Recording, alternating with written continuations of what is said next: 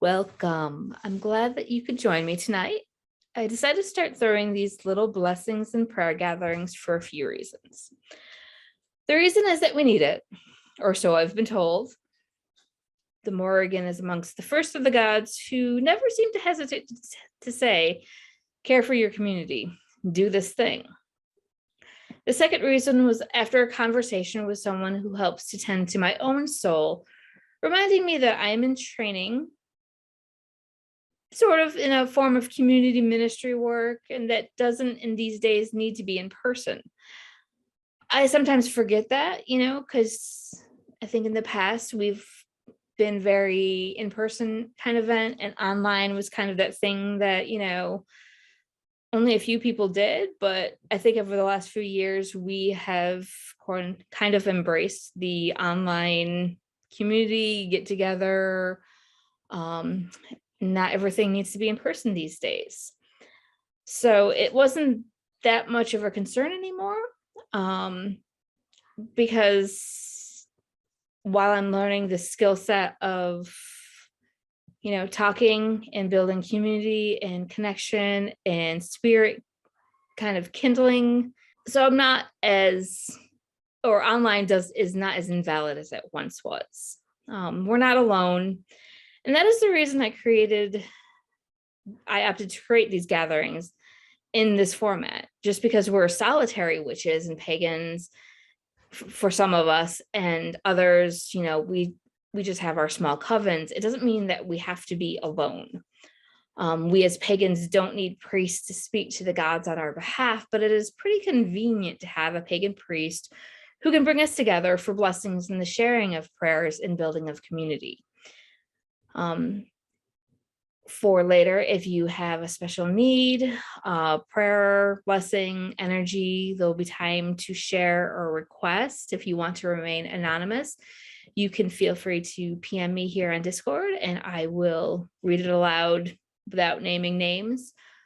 I encourage praying, blessing, and sending energy to others, but please only share the names of those who have consented to receive these things, just because it is respectful, and we should always remember that consent is important, even as something as simple as prayer.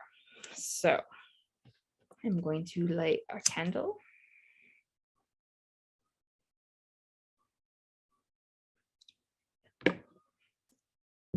And Sheath Konem, Nem Kodoven, Doven Fonim, Nert Tekal on Falan.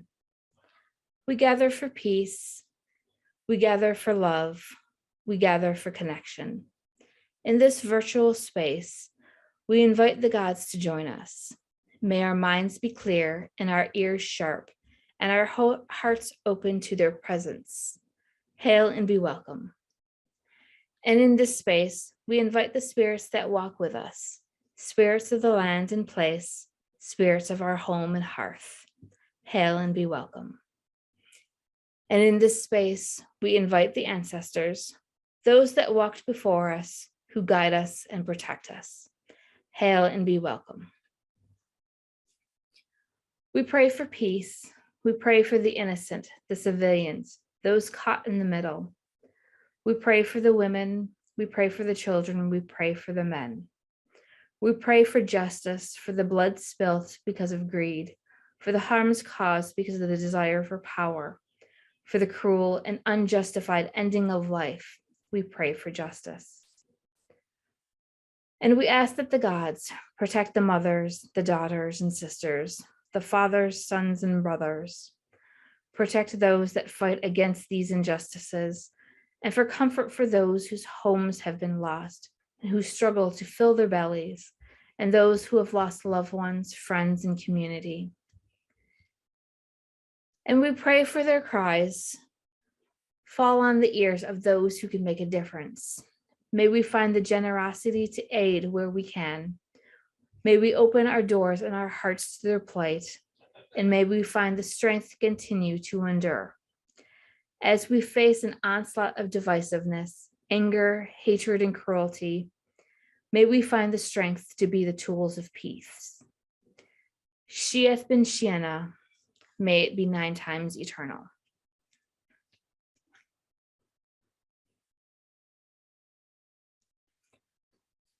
I was reading some lore this week and thinking of the necessity and importance of lore, of the past and history. But I was also thinking of how when I was younger, I never trusted the so-called holy books.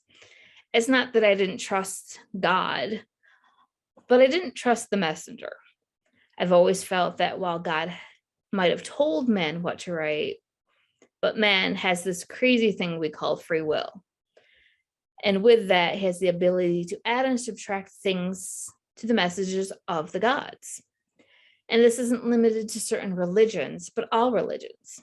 We see it now, even today, with certain folks claiming that gods are telling them things, or certain things, limited things, or declaring themselves to be experts, spokesmen, or emissaries without room for accepting the views and perspectives of anyone else. I find whole communities where you are ridiculed and bullied into believing specific ideas, even while claiming to be open and tolerant. It gets so bad at times that these so-called leaders even have goons that threaten and bully anyone who doesn't agree with them. It's so toxic and draining, and it harms our community. This isn't what priesthood is about. It isn't what being a community leader is about. It's not what being a community should be about. We don't need gatekeepers, and we don't need an almighty authority outside of the gods themselves. I am not here to tell you what the gods say to do or not to do, or what to believe. I'm here to offer a shoulder to cry on, a hug when things are tough. If you've been feeling a certain way and need clarity, I can offer a way to help sort through things, or offer a different perspective into the problem. Pagan priests should be a thing, but only in ways that support individual paths and community development. In the end, it's the individual that makes their own decision and takes the steps forward that are needed. Only with study, contemplation, and meditation can we decide what we believe in. At least to me, this is the joy of being a pagan person. There's no mediator, no confessor, no doctrine. It's just me and the gods one-on-one. Don't be afraid to think for yourself. I see in communities a lot. Is this book good information? Is this author trustworthy? Read the book yourself. Form your own opinion. A downside of free will is that you're going to have to do a lot of research and learn on your own. That doesn't mean I don't turn to others for advice and to share experience and insight, but I never have to live under the thumb of another. We have incredibly wonderful and beautiful communities out there with many big, badass priests and priestesses, leaders and experienced individuals that we can turn to. Finding and creating a good, supportive, yet open community is important, and I'm grateful for mine. We have to discern between what the gods are saying and what others are saying. And that is, I think, one of the most overlooked skill that we have in our communities, in our own spiritual development, when we step outside of our own solitary selves. The other thing I'd like you to consider tonight is history and truth in our ancestors. I read lore and I read history, but in the end, I take all of it with a grain of salt. We will never know what it was truly like to live in ancient times, particularly in the societies whose histories were lost or destroyed. Any ancient text is told within the lens of conquerors and victors and filled with their own biases, which is why in the end we can learn what we can of the past and we can respect the stories and the lore. But at some point, I believe we have to choose to move forward into the future without clinging too much to the past. The past has never been perfect. Just as now there was injustice and cruelty, slaughter, political and religious struggles and rivalries and mistakes. We can only learn from the past. We can learn from our ancestors' lessons and mistakes too. We might have been told that our family has wounds carried within the line many times. And many times we're told that we're the ones that are going to heal the line. Or once that we're aware of these wounds, we're the ones that should step up and heal. But if this is true, that means we also carry their wisdom with us. We carry their lessons. We carry the consequences of their mistakes, and we can learn from that. And I don't mean just our DNA ancestors. Yes, our grandparents and our parents and their parents and their parents' parents, but also the people we come from, as well as the people we connect with. This can be other witches, pagans, heathens that we have crossed paths with and that have passed. And this can be authors and pioneers whose work has resonated with us. And it can be the people of the gods that have called us. For those of us who have had family trauma, and the idea of ancestors might be uncomfortable, but that doesn't need to be. You have no obligation to connect with your family ancestors. You can go much further into the past, into a more generic ancestry, or to an ancestry that you are called to. If the work of Gerald Gardner appeals to you, you can consider him to be your ancestor. If the picture of the Druids of old that we may not see the whole picture of is what appeals to you, those are your ancestors. And only by listening can we gain a grain of truth within our own spirits. And maybe none of this is important to you. And that's totally okay too. Don't let anyone define what's important to your spiritual path. So discernment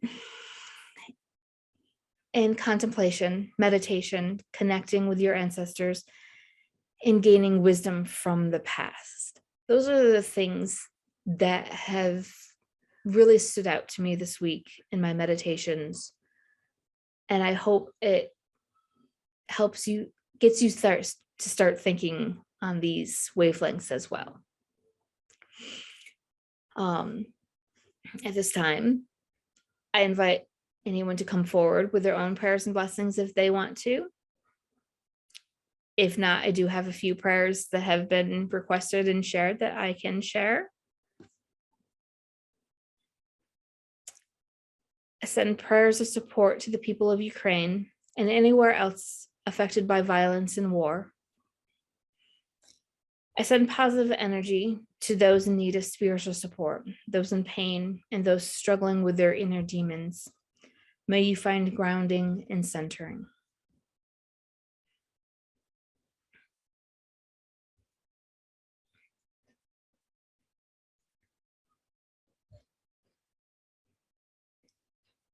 Now I ask that you close your eyes and focus on your breath. Just breathe in and out slowly as long as you're comfortable. These past few weeks and months and probably years have been hard. They've brought out fears, anxiety, anger, and sadness, and for some of us, grief. Spring is upon us, and with it, renewal. The wheel ever turns, each season a purpose.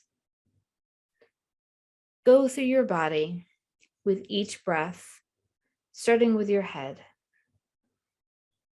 Breathe in and feel for any tension, stagnant energy with it. As you breathe out, release the tension and stagnation. If you need to focus on any area longer, do so. If you are uncomfortable, relax and focus on your breath rather than your body. Go down your neck, breathing in and out. And your shoulders.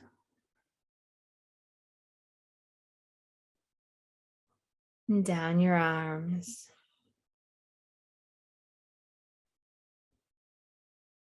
Focus on your chest, moving down slowly with each breath into your stomach and your lower belly.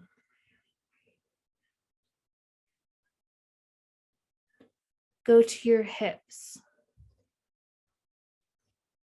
and down your legs.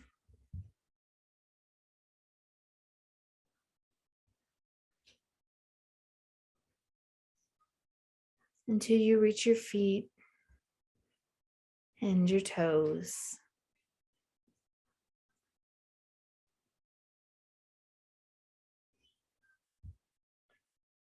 When you feel completely relaxed, let your mind trace over your body and then dissolve into the darkness.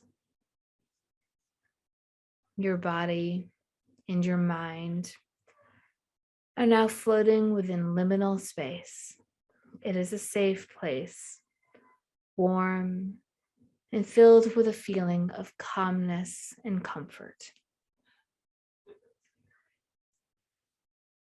And tonight we will stay in this place, simply basking in the loving energy of our ancestors of choice.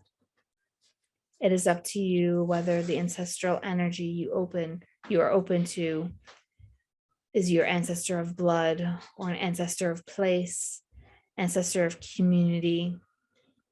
I want you to feel comfortable. So if there's a family issue that would prevent you from connecting with that energy, don't force it. Think and open yourself to someone who passed who you trusted, or just the generic community or energy of the past that you are comfortable with.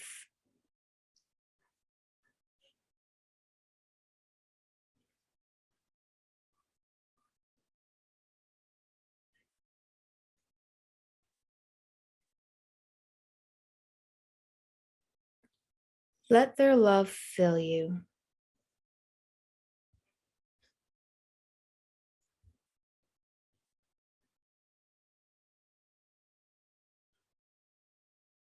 Let their wisdom guide you.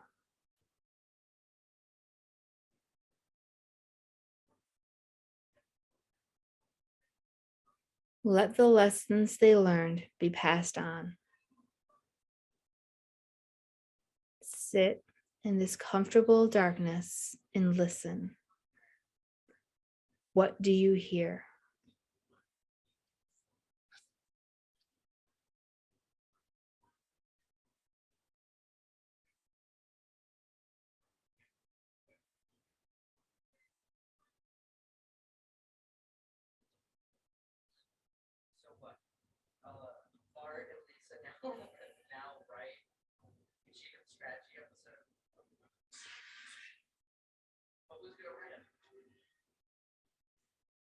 When you are ready,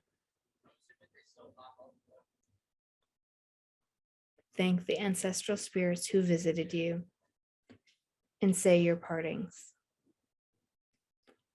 It doesn't need to be goodbye, as the spirits are always with you and you can always return to this space.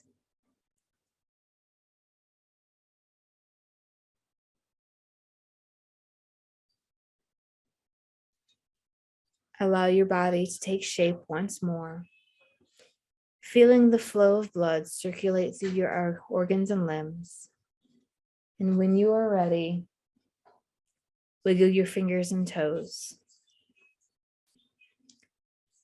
Before you open your eyes, I'll offer once more this Gaelic blessing by John Rutter.